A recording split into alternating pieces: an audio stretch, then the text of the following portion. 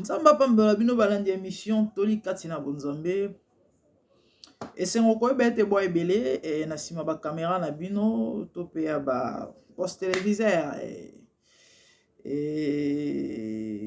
kolanda bilili oyo to pe kolanda émission oyo bisika nyonso ezwami bino nzamba mona bino ezali ngai wa bino la grande dame mère Dorcas l'apôtre des gentils, oui. Lokola apôtre Paul tozwi mandat ya koya kosunga bana na nzambe ya kosunga bikelamu na nkolo na lisungi ya molimo mosantu nayebi ete bozosepela mpe bozopambwama na nzela na émission oyo. Oui, l'apôtre des gentils avec les grecs nazo se comporter lokola grec na ba juif lokola juif na ba gentil lokola gentil kaka na intérêt moko ya ko dépeupler royaume à ténèbres pona peupler royaume ya nzambe na ete bato bele bakutana na nzambe na nzela na émission oyo. Que le Seigneur vous bénisse. Toli kati na bonzambe émission oyo eye pona kopambola bino pe pona kosala bino bolamu ebele. Tolobi kati na bonzambe simplement parce que vie ya mutu ezala na maboko ya nzambe pe dépendant na nzambe. Donc ce qui veut dire pour vivre vie on nzambe a destiné na se na moi esengeli otambusama kolandisama ba principe na ye. Il faut yoka et puis il faut tosai. Yango toye na idéologie o bandeko pona mutu nyonso sauf personne sans exception. Enfin que alekanako yo katoli acha na misala pe asepela. Et sans plus tarder, to bandaki thème moko o tozolobela sir pona nini mabala ezokufa to pe cause raison ya ba divorce lelo mabala ezopanzana ezosala pasi. Or celui ya base ya nation ezala la famille.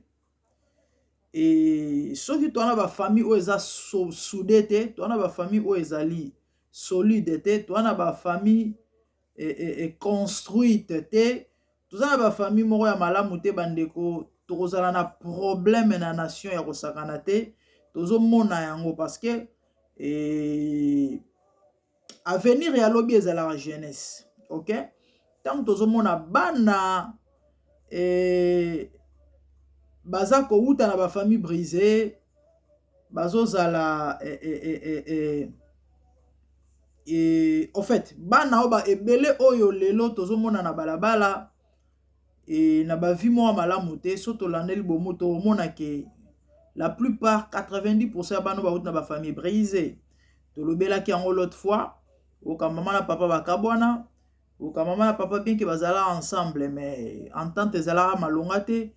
Et yayi bakokoso et sali ke bana ba se retrouver parce que éducation c'est la devoir ya maman na papa. Éducation c'est la devoir ya maman na papa et tangu maman na papa ba koki ko éduquer mwana te lobi via mwana ko beba et lobi via mwana ozala malonga te et yango to mekai ko vanda to sali analyse to étudier et par la grâce de Dieu le Seigneur a permis, c'est vrai, il y a pas que moi mais zana ba lakisi to pe batei ebele oyo bazo ko lobela makambo oyo bazo ko pesa batoli et bazo sala ba counseling d'une manière ou d'une autre kaka pona ko sunga enfin que tozala na ba famille moko oyo ezali stable gloire à Dieu. C'est un peu ça par rapport au na ko loba et lelo mabala ezokufa bandeko ezosala pasi.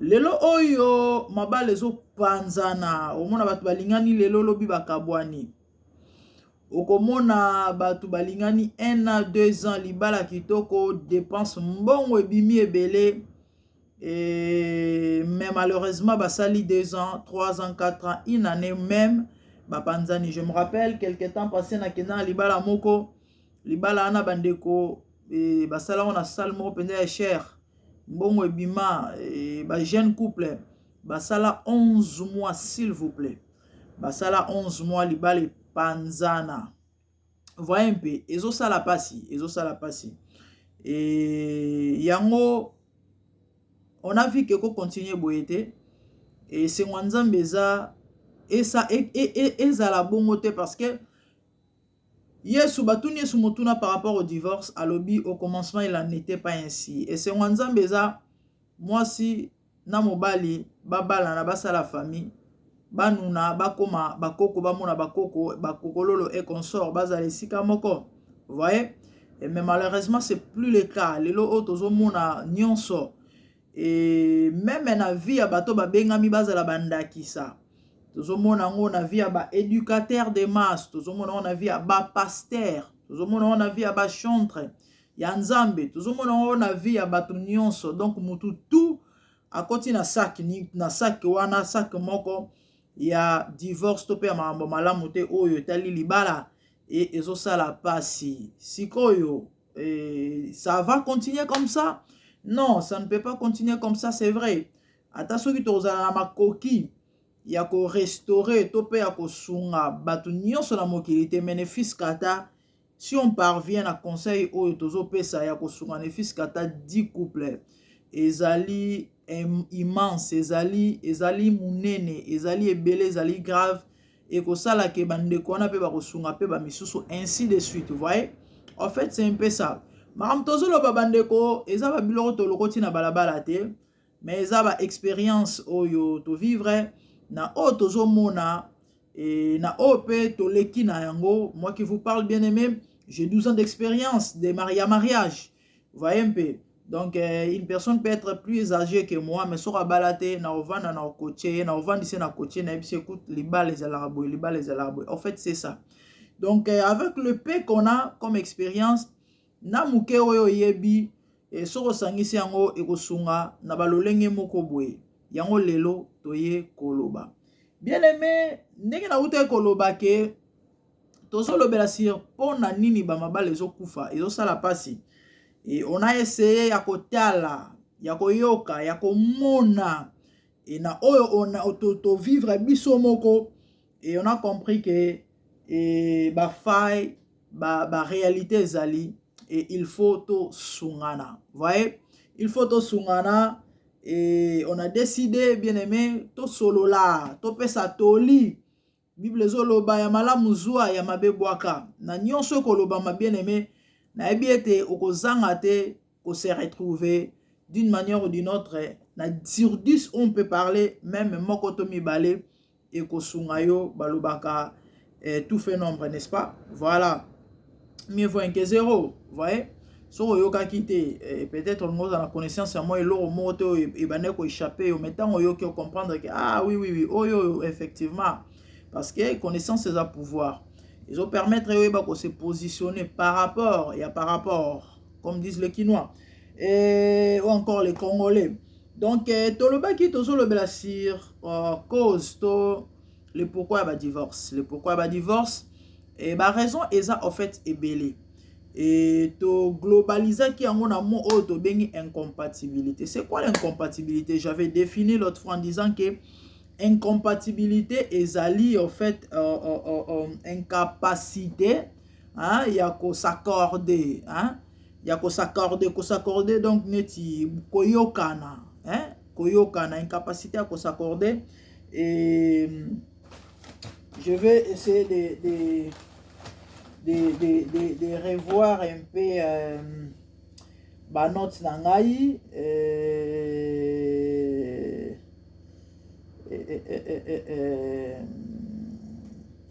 juste pour Natal bisika nini tosuka ki l'autre fois, vous voyez, parce que des fois et tozoya koloba mais vous réalisez tellement maman le baiser belé et au monique est un mususu au lobby essentiel oui même peut-être un chose important au mis en mode j'ai essayé d'écrire pas mal de trucs car rapport et son abiso bandeko et kosala malamu mengi. Ouf, j'ai un problème d'écriture là.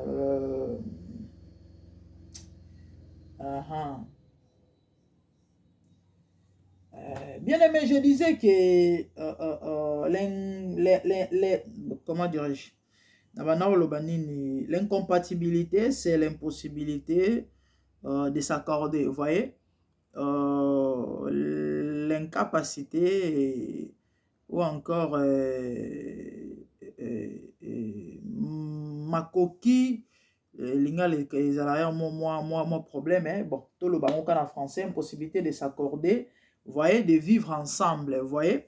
Donc tant que tozoyokana te, donc on a du mal ya koyokana, c'est ça en fait, c'est ça. Et tolobaki incompatibilité bandeko eza na ba domaine ebele et sentimental, intellectuel, oui, tolobela nyonso wana parce que tomeki kokabola puisque eza sujet moko eza vaste, oui c'est vrai. Tolobi en grosso modo cause ya ba divorce eza incompatibilité. Et incompatibilité sur quoi? Na likambo nini, vous voyez, parce que ba makambo eza ebele na domaine nini. Donc sujet oyo domaine ya liboso oyo tobandaki kofungola et parmi tant d'autres parce que tout le bas sentimental, intellectuel et na comportement et caractère, tout ce que vous voulez qu'on sort eza ebele. Mais auto bandela qui l'autre fois j'avais dit on peut ça deux séances, mais apparemment je sens et je vois on dirait 3. Ouais, na loba ki yango na ebandelike plus tozo loba plus tozo fungola plus ba sous sujet et ko banda ko bima yango ba suggestion na bino eza welcome. Vous pouvez poser des questions sur la émission na YouTube et au retour na motuna je sais pas ata na place to tchara ba message to postera ba message sur la émission, je sais pas, na Facebook, ko poser question ou encore, vous pouvez m'écrire inbox na compte YouTube, pardon, Facebook, Mère Dorcas la Grande Dame, sur Messenger, vous pouvez envoyer vos suggestions, vos questions, et numéro na ngape ezalaka wana, bokoki kokoma, et ceux qui besoin na ba préoccupation, et ko sunga biso parce que, moutakoka azate, on se complète. Ouais, na mo mukonza masali grâce toyeba, et nabino bozolanda biso et vraiment ekosala malamu ekosala penza malamu mingi, poser des questions et ekosunga pe ekosala bien pour bandeko mosusu pe bazwa biyano parce que question rotuna réponse toropesa ekoyede kaka yo te ekoyede pe moto mosusu. Donc ba suggestion na bino eza welcome. Tozolobela incompatibilité, tolobela incompatibilité et to kotaki na domaine to bandaki au fait na domaine ya to bandela na domaine na sexe sexuel et précisément on a parlé des tempéraments, vous voyez, to lobelaki sur ba tempérament sexuel. Pourquoi to bandeli wana? Parce que on a compris que mabale ebele ezwi bakokoso à cause ya makambo ya mbetu ya libala. Et c'est un sujet ndenge na lobela l'autre fois tabou oyo tolobelaka te. Un sujet tabou. Tabou veut simplement dire eloko oyo balobelaka te. Tabou ne veut pas dire insanité.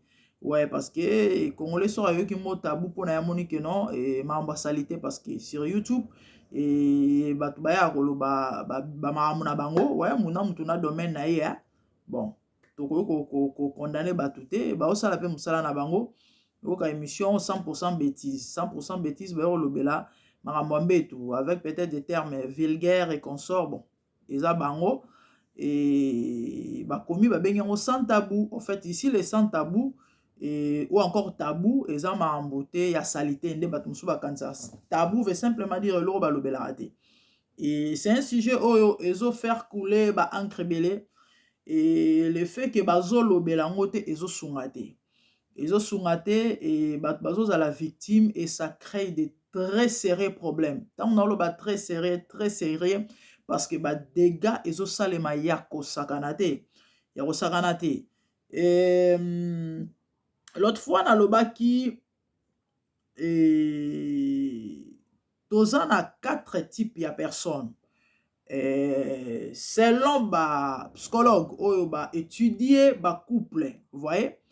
Et on a des très chauds, tozana ba eza juste un petit rappel poto fungola avant to kota na vif sujet na biso ya lelo et tolobaki tozana ba très chaud sexuellement, tozana ba chaud et puis toza na ba tiède et puis toza na ba froid. Tomeka ko expliquer caractéristique ya moko na moko. Ba très chaud tolobaki eza bato oyo na 7 jours à semaine à cause de la contact du lundi ou encore 6 fois sur 7, 6 jours sur 7, pardon, pas 6 fois, 6 jours sur 7. Et na 6 jours sur 7 fois, sur 7 wana, na journée moko, akoki ko kende 2 fois. Voyez un peu, tongo na pokwa. Mususu pe, ako kende pe 3 fois, oui, eza ndenge na ye. Ouais, eza ndenge na ye, aza bongo nzamba kela ye bongo, parce que tokokanaka te. Nalobaki yango l'autre fois, yana bat balia ebele, yana bat balia normal, yana bat balia muke, et il y a de ceux qui ne mangent presque pas. Oka mukolo me akolia lipa na journée ameliji, il est à l'aise, eza nzoto na ye aza bien. Voyez? Donc eza ndenge moko, il y a aussi des gens sexuellement au baza très chaud, des tempéraments. Donc il est comme ça ou encore elle est comme ça. Ezaka mibalité, il y a des femmes, surtout kutu na 21e siècle, on dirait basinde kutu baleki mibali, voyez? Donc c'est ça. Ça n'a rien à voir na milimo mabe, c'est vrai.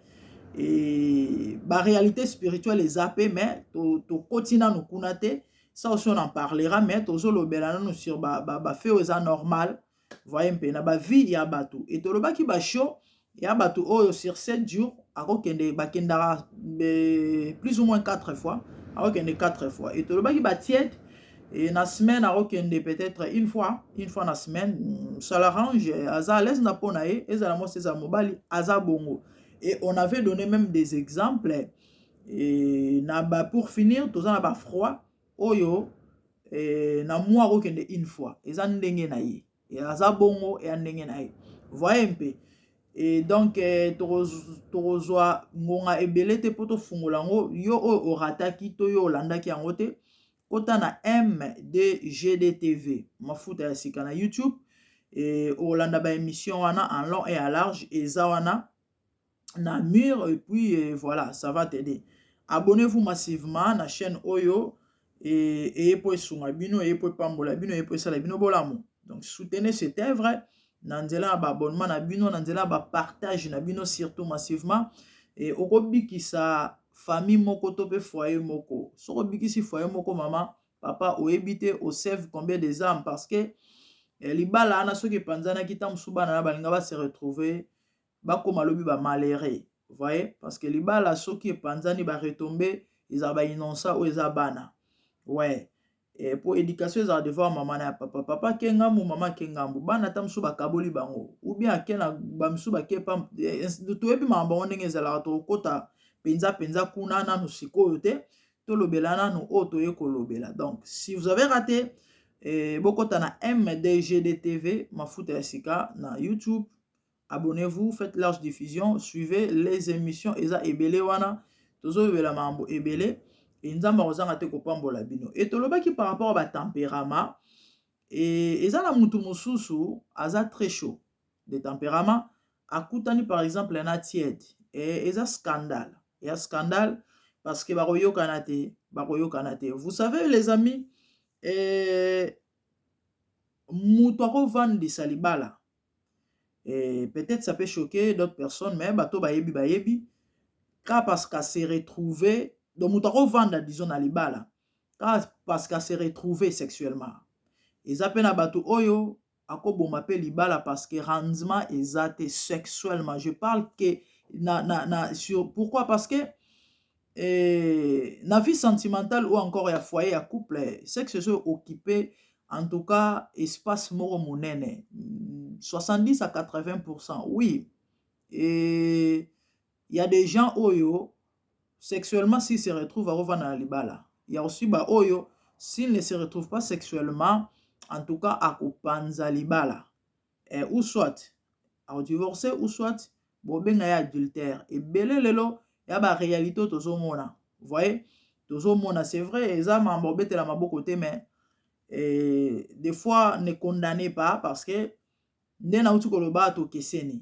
ne savez pas ce que la personne vit et vous évitez combien il brille en lui et puis vous évitez dérapage nini to ezo pousser peut-être na ba effet nini parce que l'insatisfaction sexuelle eza na ba conséquences ebele o tozomona lelo et tolobela ngo vraiment en long et en large et même ma frustration et même mambo belé ba dérapage l'autre fois na mekai kolobela na épisode elekaki et na introduction pardon ya message oyo que il y a des femmes oyo lelo il y a aussi des hommes oyo lelo azwa maîtresse libanda pourquoi parce que rendement ezate sexuellement et na ndaku ndenge ya lingeli par rapport à ba tempérament ndenge na tolobaki l'autre fois et de même basi lelo baosala ba abus ebele oka plus grave plus loin tomona mutu azala na poto azwa likangu na Congo vous voyez de temps à autre azokende uniquement kaka mpona sexe or ba conséquences to ba retombées ezali pourquoi parce que bolingo eza nango wana te bolingo ezaka ya sexe on expliquait trois je crois type ou sorte de ya bolingo et tokozwa tokoka kobandela yango awa te donc naosala juste moi rappel mokie po tolobela na plus ou moins 30 minutes ya sujet oyo pardon ya point oyo toponi tolobela lelo vous voyez donc moto akende Congo akesala ba abus et ou encore akende ko se satisfaire to peut pas satisfaire sexuellement et la personne oyo azoyamba ye ayebi ke mwana mwasi oyo azouta poto azoyelanga e azoyaka mpona makambo ya nzoto azoya mpona makambo ya nzoto e déjà si alingi boule ande tolobaka na lingala aluki bibundeli oyo esengeli azala nango mpona nini mpo makambo ezala malamu to mpe makambo ezala ndenge esengeli tomeka kolobela yango tokota na kati te okake koluka docteur kitingitingi yoka komba moto une personne qui se vante d'avoir un pénis de 25 cm voyez un peu donc pour lui c'est une gloire et puis moto andenge wana akonseiller moto oyo yo moni mobali na Congo nini voyez akomelise biloko akopesa ye biloko akozongisa bo akosala boye et après c'est les catastrophes tokangi parenthèse donc si yo olandaki épisode wana te kota na chaîne okolanda yango vraiment en long à large et ça 1 heure du temps donc c'est un peu ça en fait par rapport au tempérament nde eloko tolobelaki la fois passée bandeko lelo oyo nashitaki na épisode oyo eleki nashitaki na koloba boye baboti na biso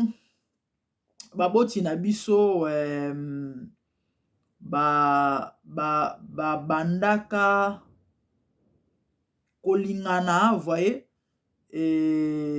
oka mwasi na mobali balingani babandi makambo yango nzela moko ou encore baza bandenge moko par rapport ya expérience vous voyez un peu ouais asala vie penza te asala vie ngango nalobi penza te oka asala vie te papa asala vie te mama asala vie te balingani bakutani ou encore bafamille basangisi bango vous voyez babandi na apprentissage bango mibale et makambo nyonso baye koyekolela yango bango mibale na kati ya ndako mais c'est pas le cas aujourd'hui lelo bato bazokutana mwasi awuti na droite mobali awuti na gauche mutu na mutu aye na CV na ye CV moko costaud CV moko vraiment construit abunda ba compétition osakana te ayebi déjà ebele et ce qui fait que tozomona lelo bana basi jeune fille mais bizarrement soki bolobi bosala ye service to pe moti et tozo comprendre toi mikolo tolobaki eza tolikati na bonzambe on va pas utiliser des termes vulgaires ou encore to permettre mutu nyonso azala à l'aise mais tomeka quand même to fungwama to loba makambo ndenge esengeli mais on va utiliser peut-être des termes et ata ya balabala show eza te parce que toana posa en tout cas émission oyo et apporter un plus vous voyez et donc toyebi langue na biso lingala ezalaka nde tolobaka pauvre lingala ezalaka langue moko toyebi ndenge ezalaka parce que tolobaka ngonga na yo et lelo oyo soki nalobi napesa cours ya anatomie awa na pesa ndenge tozolobela sur le sexe et na ye na dessin to pe na photo toyebi cours anatomie na Congo ya mwana mobali nalobi ok na kolobela sur bapartie ya nzoto ya mobali et je cite le pénis et consort et tout ça ça passe vous voyez donc bovanda na liboso ya batelevizeur na bino bozolanda vous êtes à l'aise mais so natangi kombo na uti kotanga wana na lingala na ndenge toyebeli yango donc bokanga ba TV ouais surtout si vous êtes peut-être en famille bokilo avandi tono esimba te ekoleka te donc comprenez et toko utiliser ba terme comme ça et même ya balabala juste pour message eleka on n'a pas le choix moyen mosusu kolobela ngo ezate hein et TV zangonga so tolobi to banokota na balingala makani ya makasi wana non to bongisa to zongisa boye ndenge sango l'autre fois lobaki mabundi assez donc il voulait dire les fesses vous voyez et donc ça va nous compliquer en fait bref c'est un peu ça et bande kona bande koloba et tozo lobela sur les expériences oka moi ça outi na gauche mobala outi na droite va kutani o aye na expérience na ye o pa ye na CV na ye o aye na CV na ye et ce qui fait que ba kokoso ezozala ba problème très sérieux ezozala na ndako libala l'autre fois j'avais même nazwaki même exemple ya sport ya boxe et na lobi que mwana mwasi aye na CV et na CV na ye aza na 18 combats par exemple aza na no poids lourd 18 combats et 10 victoires pardon 17 victoires et défaite moko ou encore match nul moko na 17 victoires wana 15 KO ye mutu abeta ouais vous comprenez un peu et par contre oka kutana mobali moko oyo aza non poids léger or na boxe déjà poids lourd na poids léger beaucoup bundate parce que et selon ba principe selon ba mibeko ya boxe selon ba loi ba protocole et consort donc ça ne marche pas comme ça il faut poids lourd abundana poids lourd po baza na ba standing moko donc nde ba réalité o toza nango lelo na bandako mabala et ezo créer ba très sérieux problème ba passer bozomona bandeko bazoko konyokwama bazonyokwama parce que bazokata ba makambo oyo et ba solution des fois m so ezozwama te surtout mambo etali o tozolobela et omona mama songolo na papa songolo bakabwana bayebi kaka non papa songolo azala maboko makasi pourtant rien à voir tata batu abomba mbongo te carte ya musala apesa mwasi c'est la femme qui gère mais qu'est-ce qui se passe bino boyeba te pasteur oya peta yebisa bino mususu kutu peut voir même pasteur ayebi te ayebi na ye te tata batu ye aoyokaka ata mosu oyo bango bayebisi anzambe te quand même c'est vrai s'il a la grâce peut-être Saint-Esprit akosouffle so aza na don révélation mais mosusu pasteur ayebi na ye te o papa kutu ndenge eza boye tala azongaka ndako butu asalaka boye akendaka boye nzoka nde eza makambo ya chambre eza makambo ya chambre etelema eza basujet oyo balobelaka te eza basujet tolobelaka te ezokocréer ba très sérieux problème l'autre fois nalobaki bible ezoloba na biso na Amos 3:3 bato mibale bakoki koyokana te pardon bakoki kotambola te elongo te soki bayokani te qu'est-ce que cela veut dire cela veut simplement dire mpona kotambola elongo il faut premièrement koyokana oui avant bobalana avant boyokana ke non ndenge eza boye namoni ke tozotambola elongo il faut boyokana liboso est-ce que bozwa temps to bozwaka temps ya kosolola yo nano obali te vraiment c'est une occasion pour toi et fungola vraiment matoi est-ce que bozwaka temps ya kosolola est-ce que vous croyez que ndenge botaleli makambo to na ndenge bozokotambolela vous croyez que vraiment bovanda ensemble en fait c'est ça malheureusement et lelo bato baosaka na libala bandeko libala nalobaki l'autre fois eza copie ya kayu te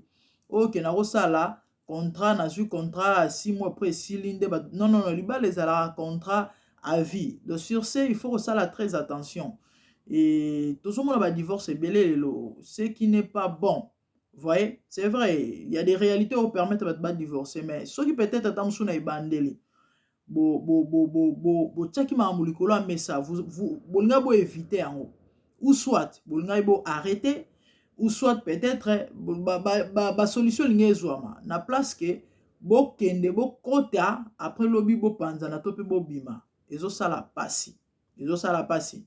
Voyez un peu. Donc il faut koyokana liboso avant kotambola. Soki nanu boyokani te bokoki kotambola elongo te. Est-ce que vous prenez le temps de discuter? Est-ce que vous parlez du sexe? Vous voyez? Neto auto le sujet tabou, mais il faut en parler. Parce que lelo oyo, ezoko sala pasi, ezo créer ba très sérieux problème. Est-ce que ozwa tant ko expliquer partenaire na yo que tu es de tempérament très chaud? Est-ce que yo ozwa tant ko expliquer pe moninga que tu es de tempérament tiède? Est-ce que parce que très chaud na froid wana c'est pratiquement impossible bon marché et simbate oui eza bakanda na ndaku wa leki bo azongi bo elongi kokangama. Je me rappelle un jour na kendaka fête moko quelque part et sali ke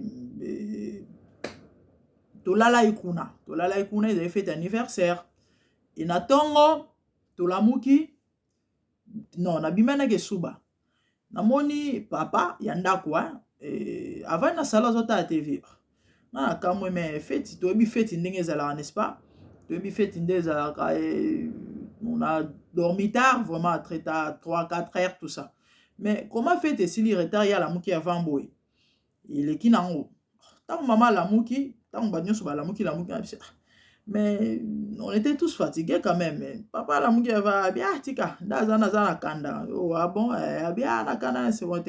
Na problème ni na tika ya na za lemba lobi bika feti na lambi ce qu'on va butu wana susu. Asu ko simba ngana simba iti. Abi oh mais yo pe fala ka o c'est abi été. Yé pa na eza la mambute ke oh ndenge ozoloba na moi quelques minutes non surtout ndenga melai bilo na makasi wana en tout cas et tout nga tokende vraiment tokende donc j'étais trop fatigué. Voilà par exemple, voyez un peu, et le frère asilikaki akangi elongi omoni. Or soki boyokani ezali côté wana en tout cas oyebi ke non muto azala boye muto tokoyi ko éviter ba mambo ebele et aujourd'hui ezo créer ba très sérieux problème. Et actuellement, pendant que nazo sa l'émission, il y a une sœur au ayemba ka ezali solo bato nyonso baebi aza au sein d'un scandale, je sais pas. Et ndeko mwasi dont j'étais le nom, bien que bato baebi na bango, aza mosel na Nzambe et a divorcé ou encore je sais pas divorcé, ou peut-être divorcé bon pas trop longtemps na habité mais et belle famille sont quoi accusés d'infidèles. Vous voyez, et la question bah mituni mais infidélité on s'était dit à quoi, parce que le messie était friqué azaina moi mike ndeto ba lingala, voire même ndeko moi ça bano ke no bota na poto mutafana en Afrique, donc et là c'est que non c'est que l'autre ezalaki, mais qu'est-ce qui fait que moi si kitoko mbongo ezali squad bimela nini libanda. Il y a des questions qui se posent et il y a des réponses qui se donnent, parce que ndeko moi c'est actuellement à lobby que elle veut se remarier et na ko se remarier ngo apesi critère a mobile ya azoluka alobi alingi mobile mokolo te alingi mobile jeune et bandi ko la musa sensibilité bato, n'est-ce pas? Oui apesi ba critère, il veut un homme costaud, il veut un homme très sombre de teint, il veut un homme élancé, il veut un homme moi paquet parce que le sport ça endurance, n'est-ce pas? Voilà.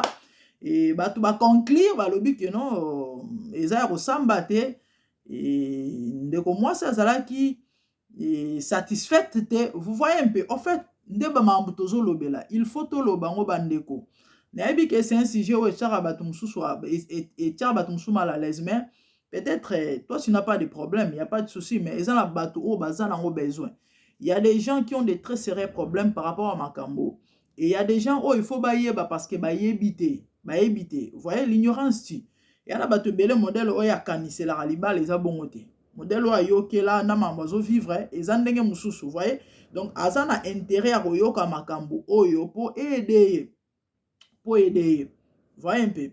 Et donc bref, les gens concluent balobi que non, c'est clair que déjà age comme poussa na soit le combat la gêne ya mamonine donc c'est que aza vraiment a besoin nango donc en fait c'est ça ndenge masolo zo tambola mais non mutu c'est que ando ba trancha mikuse mutu ana besoin koma kimbondo zo kosukisa ye na marché ya matete donc c'est tout à fait normal sikoyo akokoma ngona ndenge nini akobeta makolo donc compliqué. Bref, c'est ça. Yango moni to lobela makambo. Bandeko Bible ezoloba. À la loi et au témoignage, si l'on ne parle point ainsi, il n'y aura point dehors pour le peuple. J'ai besoin de la lumière, tu as besoin de la clarté. Sinon tu te tâtonner, sinon tu te remona pole te voyez. Il faut faire la différence. Na mambo molimo na mambo nzoto. Mutu aza composé na nzoto. Dieu est esprit. Mutu ana molimo ape na nzoto. Il y a la part de la chair, il y a la part de l'esprit. Il faut nzoto elia po ezala kolongono. Molimo peut faire se nourrir na mamba molimo po ezala pe efficace. So le na lobi ok ngana spirituel et ba marambo bino boluba no bo sala ngana lingi ngote na se concentrer na mamba molimo na ba na osambela kaka na kolia te nzoto okufa. Na okende lola mais nzoto ekufi. Donc tant que toza na sena moi, il faut équilibre ezala na harmonienso. Faut équilibre ezala. À la loi et au témoignage dit la Bible, si l'on ne parle point ainsi, il n'y aura point dehors pour le peuple. La loi, c'est tout ce qui est écrit, bien-aimé. Les témoignages, c'est du vécu. Or, tout ce que les gens vivent n'est pas écrit. Vous voyez un peu? Et ne biloko sko batu bayeba te angwana. Ma monde de quoi so vivre et ça oh ya so vivre te. Donc na vie, il y a des réalités et vérités na ba vie à batu oyo donc, bref, il y a des hommes de Dieu, oh, peut-être aussi la maïele, bah, koka peut-être, bazo koka peta moussouté, koluka résoudre ba problème missoussou na ba foyer surtout. Donc, yango moni bandeko, il faut tolobela makambo, c'est important et ça va vraiment aider. Nous parlons bien aimé de l'incompatibilité et nous sommes dans les points ou encore domaine du sexe. L'autre fois, on a parlé de tempérament. D'un Amérique, ça a moi briefing, tout ça, sur la mungonga ebelete. Toko na vif si je n'abisso. L'autre le sur la taille, oui, peut-être un habit que titre on a déjà étiqueté et scandalisé. Zala kimia, zala posé, tu ne seras pas, je sais pas moi, choqué peut-être par mes propos et consorts. Mais Torome Kakolobela, oui, nous allons parler de la taille. La taille, oui, oui, la taille. La taille, la taille, la taille. La taille. Nalobaki bandeko bakoko na biso to baboti na biso babanda kobalana baye bakutani et ba expérience bazui kaka ndenge bakutani wana et au fur et à mesure nde bazotambola nzela na bango baboti bana lobi banuni bakufi peta mususu bamoni bakoko bakokololo et consort. Mais aujourd'hui c'est pas le cas. Wa uti na ngambu atamboli ezala mwasi ezala mobali ezala basité. Oui, même chez les hommes il y a des conséquences. Oui, même chez les hommes il y a des conséquences. Il y a tambola. Surtout chez la femme, il y a des conséquences très graves. Vous voyez, donc tu continues à vivre à Sija Lelo. Nous parlons de la taille. Oui, nous parlons de la taille. Vous comprenez, hein? Sans doute mais vous comprenez ce que je vais dire. Et par rapport, il y a sujet to thème oyo nako se basé plus na ba expérience, vous voyez, na ota koloba et tozo vivre tozo mona tozo yoka et pour la oloba makambo o ekomela ki bango pour nous servir d'exemple et ba mambo zo komela bato yo na no balite tire des leçons et ko aider yo. C'est vrai na domaine ya libala to ya choix. En tout cas, ezalaka pasi tant moté monsieur ke to tant olingi moto ozonga simato yoka. Mais soyez vraiment au tchama en pratique, ça va t'aider.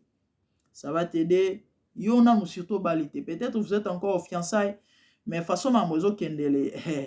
Mon frère, oh la lobby, ma sœur, tu vas pleurer demain. Ngonga yango obongisa. Vaut mieux que se marier tard avec une bonne personne que to n'a mal à la tête. Vino mboza la malheureuse. Ils en a belé lelo. Solution pour naïsa divorce. Mais malheureusement, moi, ça l'a pourquoi? Parce qu'au banga, charge au azanango, surtout basel nanzambe.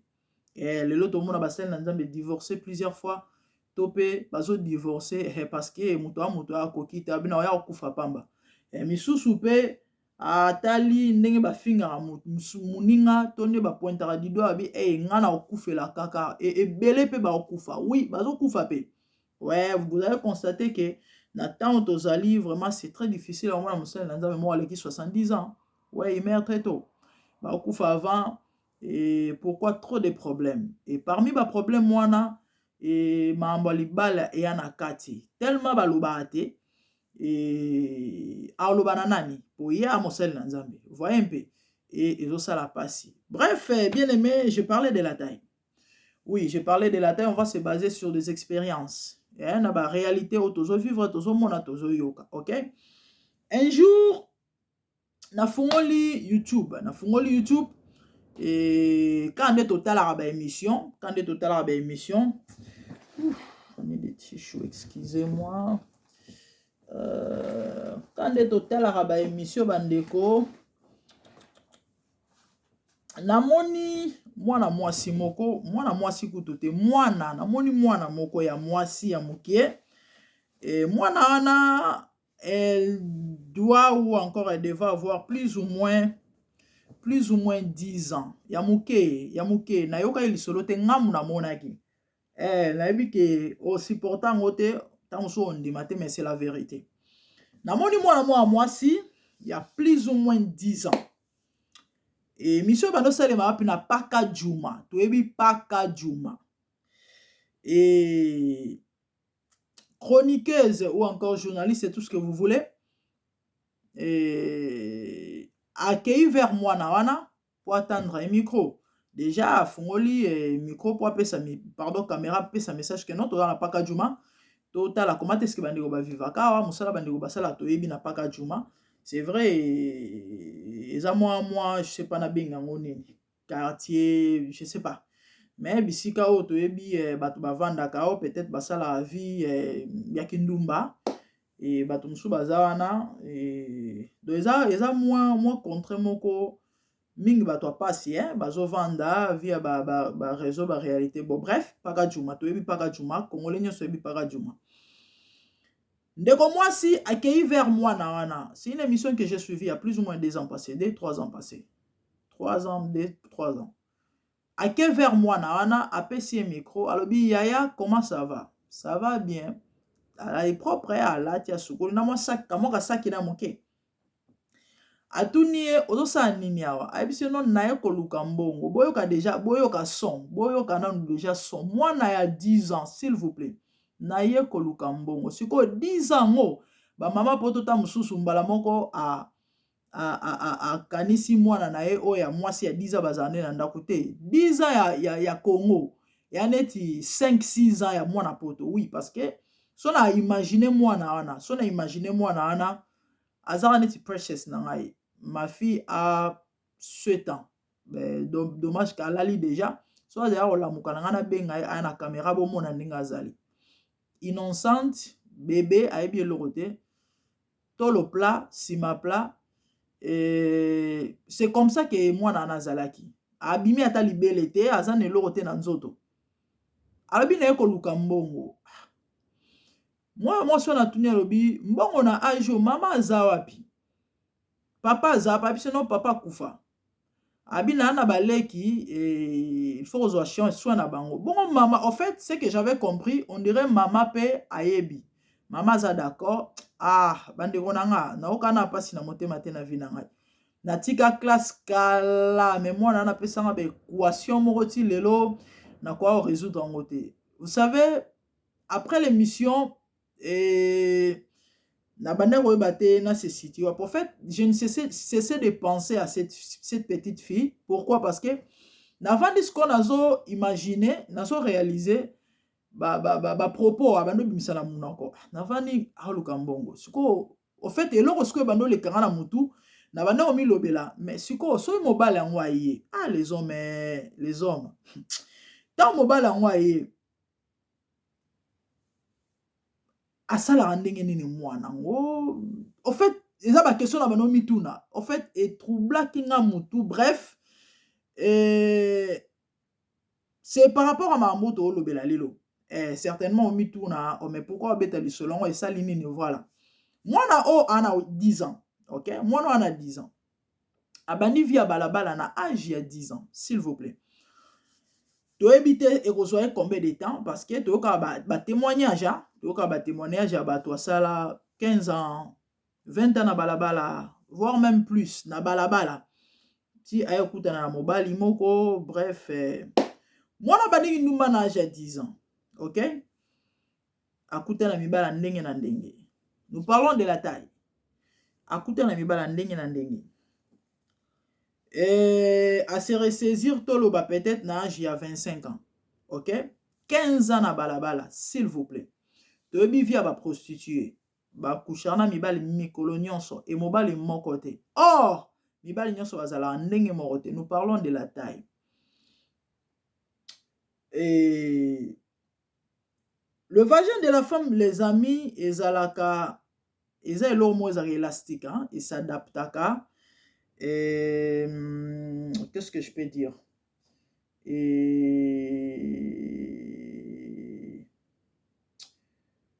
Et s'adaptera parfaitement à la mensuration et à partenaire, ok? Ouais. Si ko mwana oyo azana plusieurs partenaires. Oyo mutu moko na moko azana ndenge na ye. J'avais dit que vagin est élastique, vous voyez? Akutana na S, akutana na M, akutana na XL et consort, vous voyez un peu? Et imaginez les dégâts. Et moi, on a âge il y a 25 ans. Ah, moi si. Ah, moi si. On a posé un jour à Balabotabana. Vu en selon peut-être conjoncture, to situation, to réalité. N'a vu que beaucoup qui passe dans mais en fait, c'est ça. Et na 25 ans, par exemple, à côté de la mobile, moi, c'est pelé na eto alingi. Na balabala, autant mususu, à quoi il va peut tout comme pas vu au moins en menaka. Vous voyez? Et balingani, bah comment vivre? Et ça, li ke bah comme indaku moko, par exemple. Vie moi na uti na olibanda. Vie moi na uti na olibanda. Bah comment vivre? Or, na loba mobile nyonso azala ndenge moko. Mibali nyonso bazala ndenge moko te. Et moi noyo akuta na mibali ya forme nyonso, ya sorte nyonso, ya ndenge nyonso. Sikoyo bisika oyo aye ko suka terminus na ebite to mobali esali ke azo e atie na ndako. Peut-être azali na taille ya mibali misusu oyo azwa te. Et ça va créer de très sérieux problèmes. Ça va créer de très sérieux problèmes. Pourquoi? Parce que la satisfaction d'une femme ou encore les sentiments d'une femme. Une femme pour sentir l'homme. Et ezalaka na longueur te mais na largeur. Vous voyez? Et moi na oyo akozala tope ndeko oyo poaza su mwana ta komi mwasi, n'est-ce pas, na ndaku ya libala. Et akozala na ba tendance aluka peut-être abima libanda. Akozala na ba tendance à tromper mobali. Pourquoi? Parce que auti na vie moko boy. C'est pourquoi on a ben ba jeune fille matoy. Faites très attention. Na ba vie a ko changer ka ba partenaire. C'est très dangereux. En dehors il y a ba réalité to pe ba conséquences spirituelles, physiquement ezana ba conséquences pe ezali. Lobi okobalaka. Parce que moi si nyonso. Et c'est on a ezalaka un jour à bala.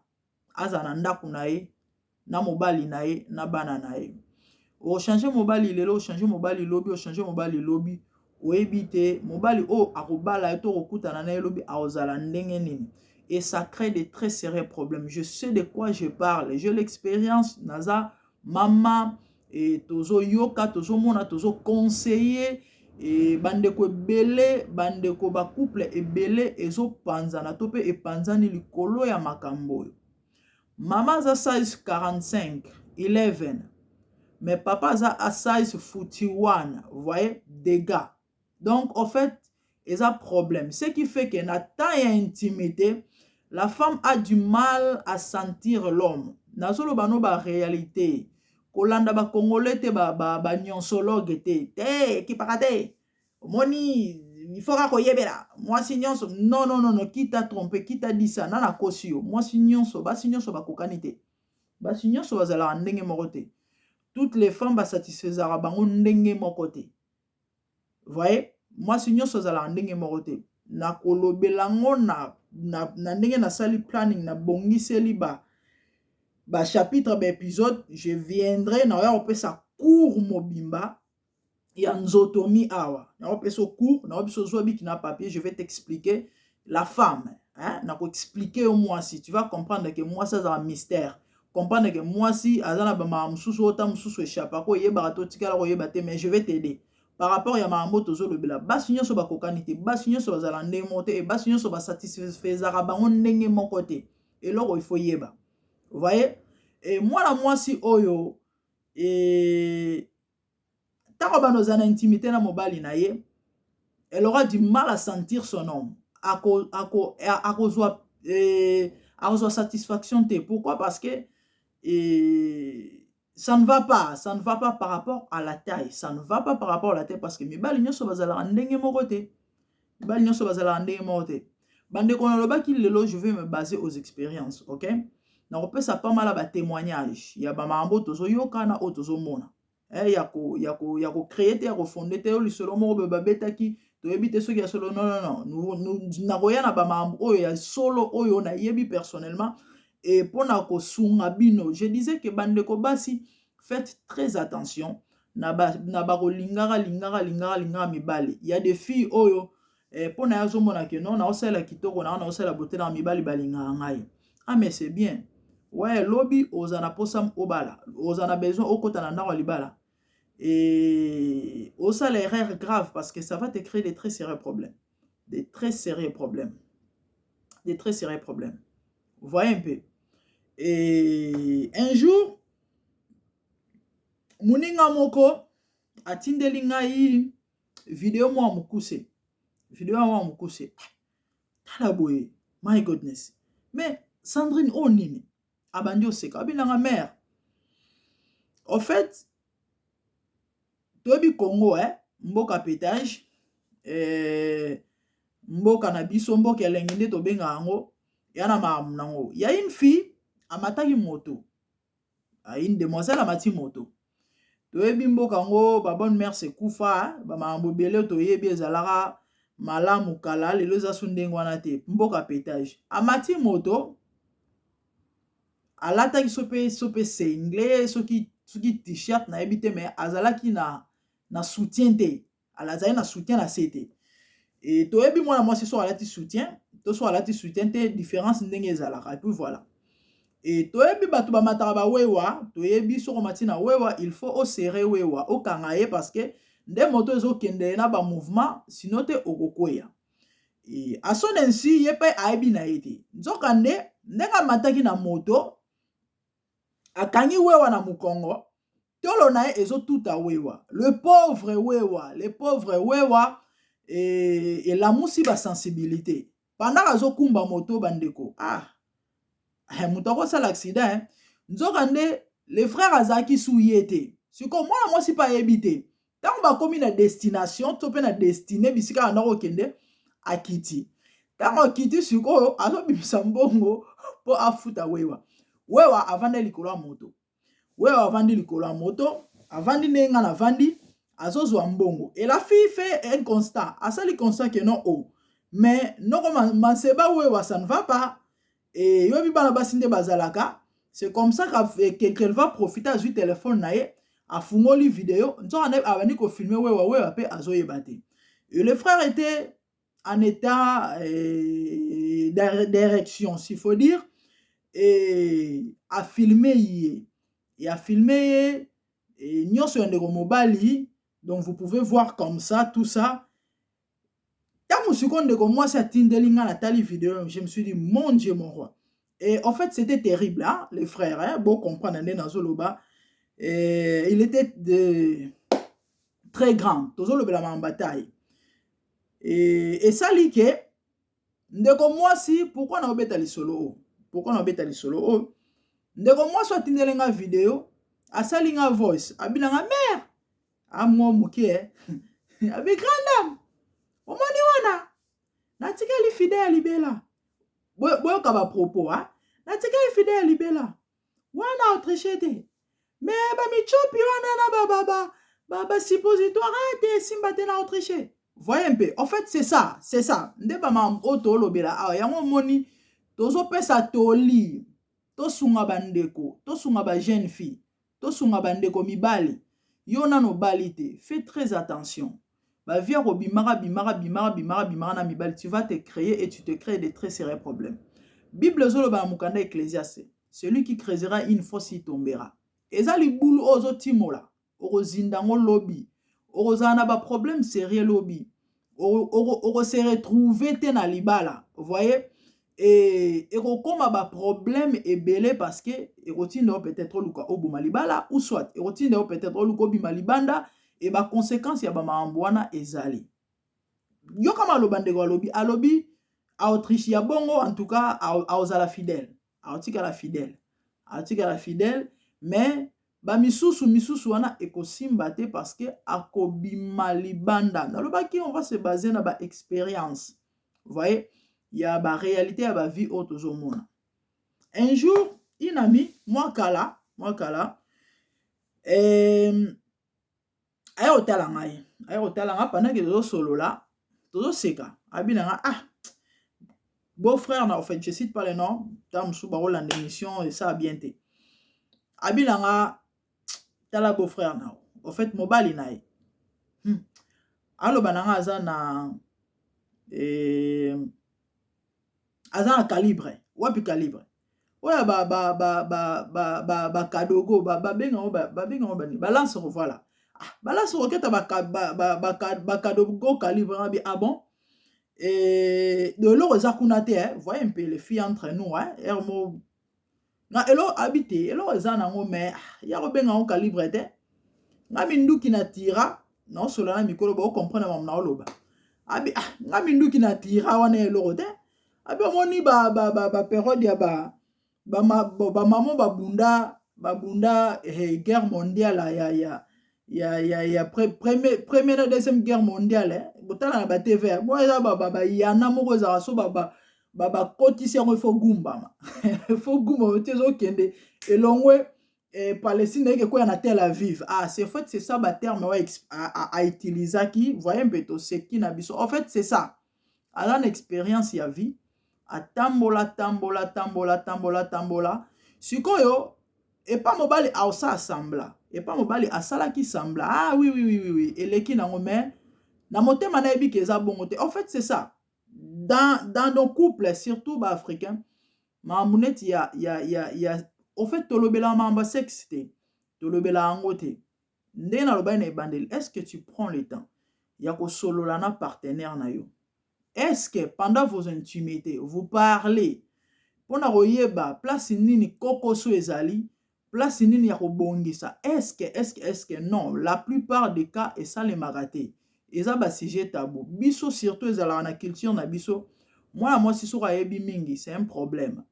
Voyez, siko ebele ba bomba makambo wana po aobanga ke note. Soki ba na lobby to soki ba yoki, ba mona ke no se ke nga penza nazalaki soki voyez mpe akoloba te okufele kati na ye akobombango na motema lobi na nsima mokongo akosala ata mosusu ba aventure moko boye neti makambo ebombamaka pe te bato oyo mpe bakoyeba ekosala bien te ekosala mabe. Les amis, faites très attention.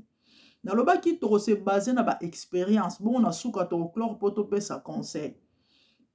Un jour naolanda émission moko chaîne moko monene bandeko o balandaka ba YouTube bayebi un journaliste o pe bato bayebi bazosala analyse sur bamambo tozolobela ba vie ya ba jeune comment est-ce que bato bazotambola surtout na mambo etali ba vie ya kosangisa banzoto kotambola e consort.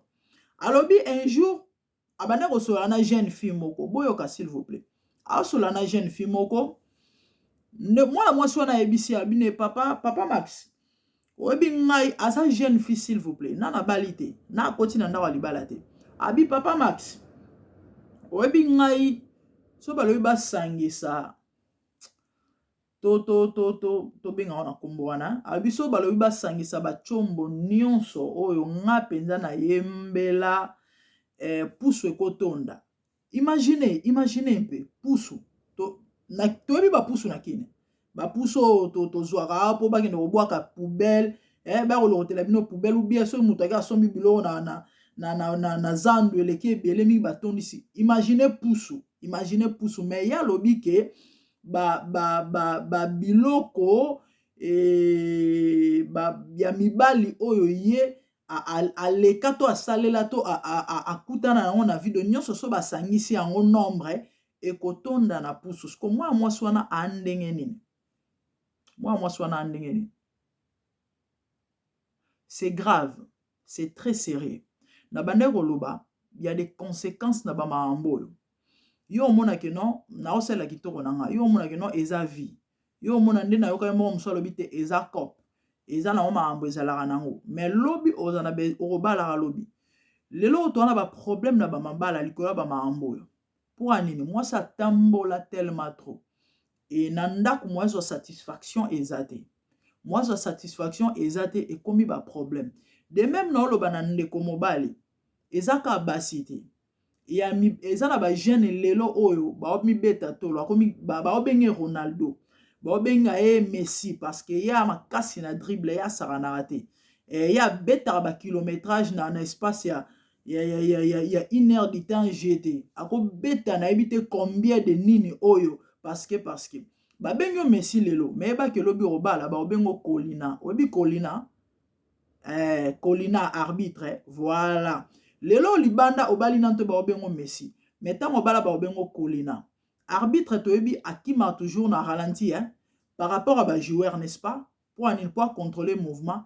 Lobby ba opeso combo.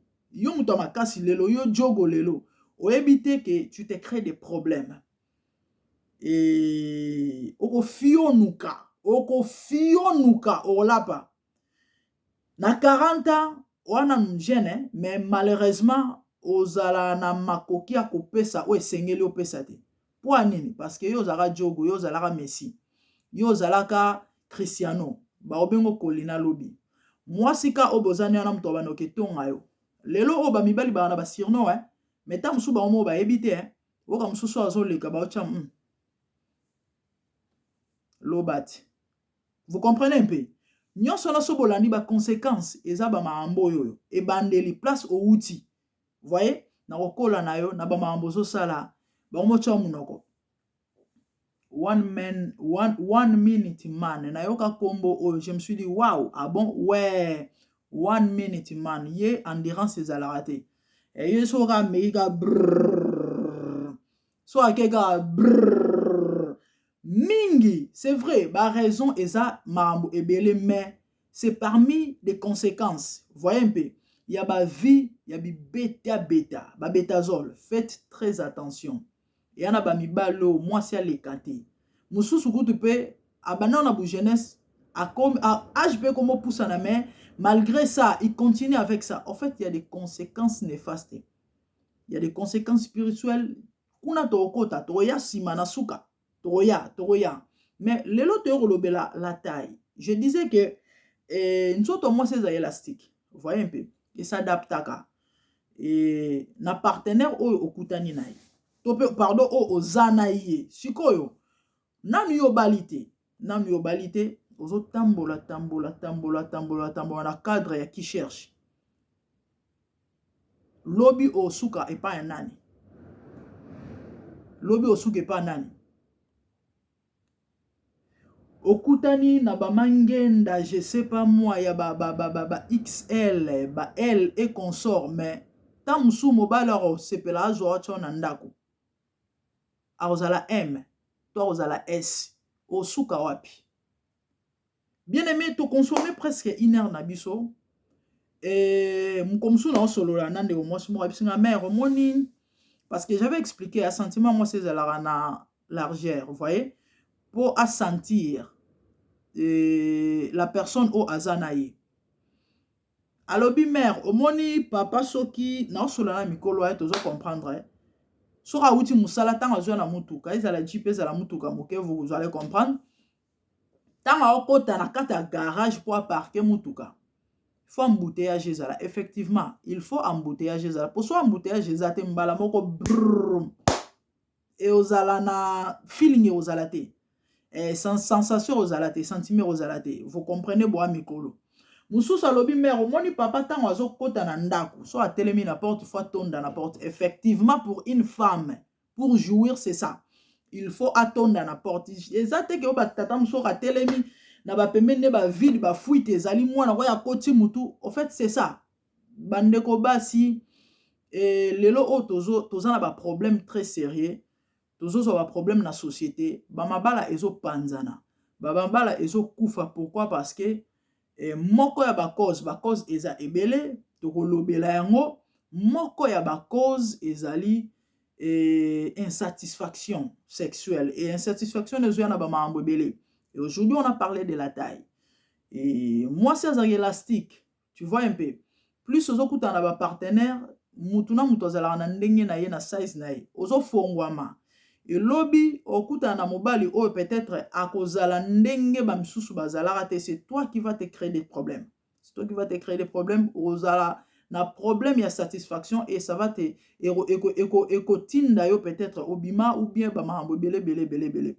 Et lelo o ba mabali belé ezo kufa na mambo. Et de même mibali, tu vas perdre des énergies et consorts. Ozana du mal peut-être ya okoma bisika o esengeli okoma to komisa soki mwasi et bako banda kotonga yo, ou encore la femme arotika yo peut-être tozo mona lelo ba réalité ba problème et belé. Tolika si na bonzambe bandeko tozo continuer na sujet oyo. Tozo continuer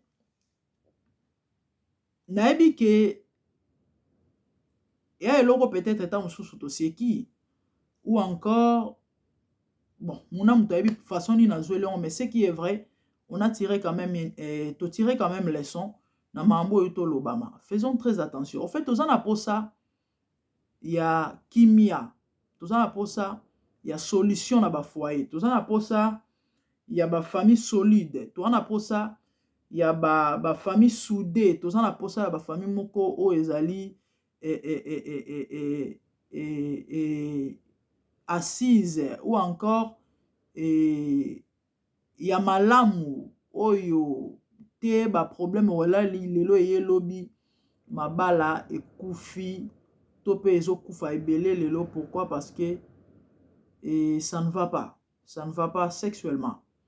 Et en fait si je to lobeli lelo parce que toko lobela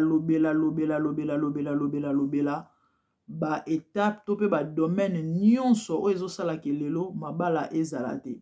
Certainement mituni ou encore omilobeli remède to solution à mambo ezanini.